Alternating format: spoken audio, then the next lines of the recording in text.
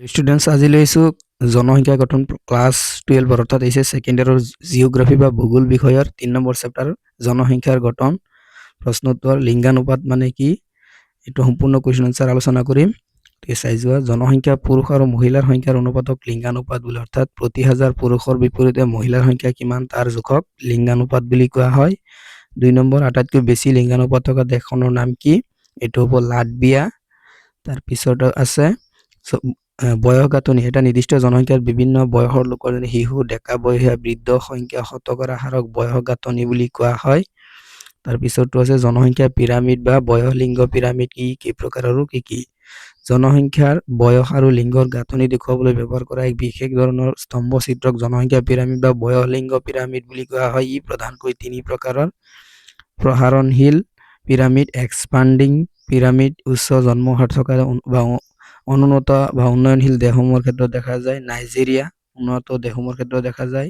স্থিৰ পিৰামিড য'ত জন্ম আৰু মৃত্যুৰ হাৰ প্ৰায় সমান তাক স্থিৰ পিৰামিড যেনে অষ্ট্ৰেলিয়া এটা উদাহৰণ। সংকোচনশীল পিৰামিড ডিক্লাইনিং পিৰামিড কম জন্মৰ হাৰ আৰু কম মৃত্যুৰ হাৰ থকা দেশসমূহৰ ক্ষেত্ৰত দেখা যায় যেনে জাপান।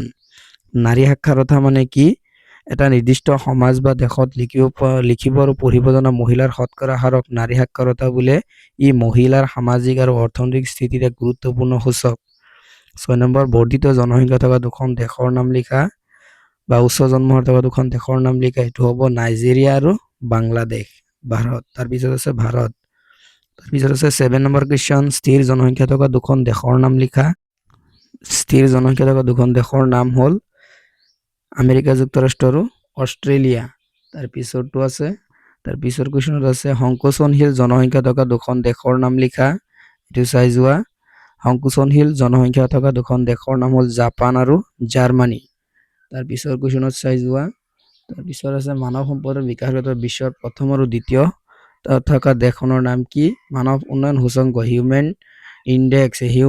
ডেভেলপমেণ্ট ইণ্ডেক্স অনুসৰি বিশ্বৰ প্ৰথম আৰু দ্বিতীয় স্থানত থকা দেশসমূহ হ'ল এইটো 1 নম্বৰ নৰৱে আৰু 2 নম্বৰ হ'ব ছুইজাৰলেণ্ড। গতিকে এইখিনি আছিল আজিৰ ভিডিঅ'ৰ মূল বিষয়বস্তু। যিসকলে এইটো চেনেলত নতুনকৈ আছে চেনেলটো ছাবস্ক্ৰাইব কৰি দিবা, ভিডিঅ'বিলাক বন্ধুসকললৈ শ্বেয়াৰ কৰি দিবা।